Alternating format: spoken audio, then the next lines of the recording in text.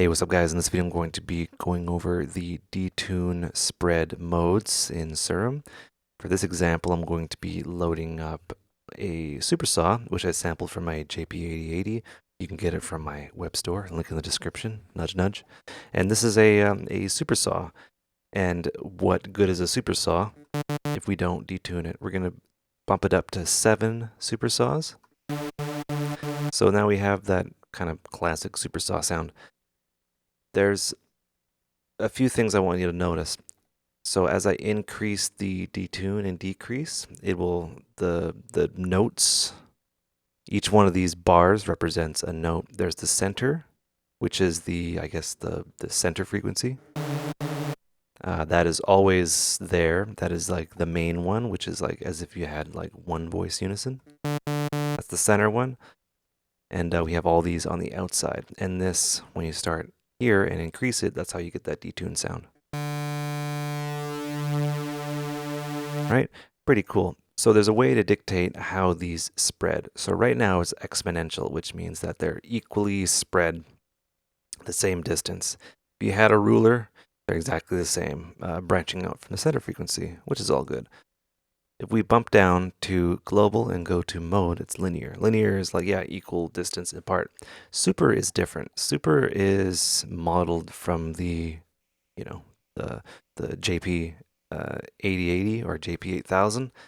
It's a different distance between the ones closer to we'll call it the fundamental, or not the fundamental, but the center frequency, the big bar right there, they're closer. So you get kind of a sound that it sounds more in tune, and it's somewhere between linear and logarithmic, the distance. So you get more of a natural sound. So Roland chose this back in the late 90s because it made sense to them. And, don't ask me why, but it sounds musical. And yeah, the cool thing about the JP 8080 or Supersaw, it's very slow to detune till about 50%. And as you exceed, it kind of exponentially increases the detune spread across everything. So that's how you get like Hoovers and stuff like that. It's very well understood, the formula that goes through this. There's actually a white paper written about the supersaw. Actually pretty interesting. But yeah, that is the supersaw mode. Exponential is basically the distance between is doubled as you go out.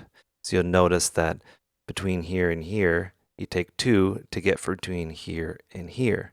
So this is it's a different way of detuning. You get more kind of cohesion in the center frequencies, and the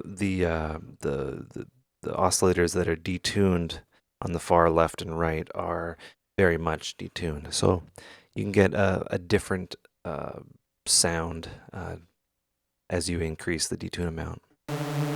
And this sounds pretty good with more voices. So if you go up to 16 times, you get a very wide sound, right? Very wide sound if you want to kill your CPU. And that's what that is for. I'm going to go back down to 7. 7's a magic number, by the way. Exponential to inverted. So this is basically the center. Okay, my brain's going to break trying to explain this.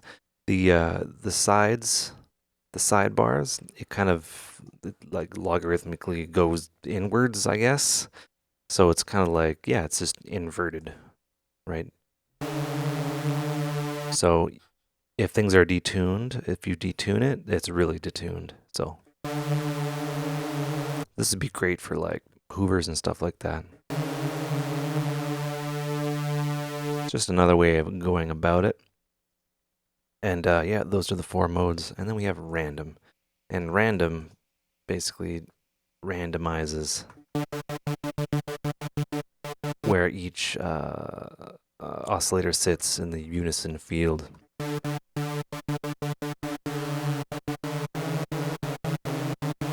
And it becomes very obvious as you increase the detune amount a fair bit.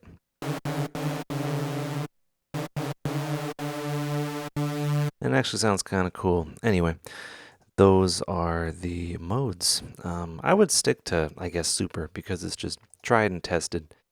It's very difficult to mess up, and it just sounds really good.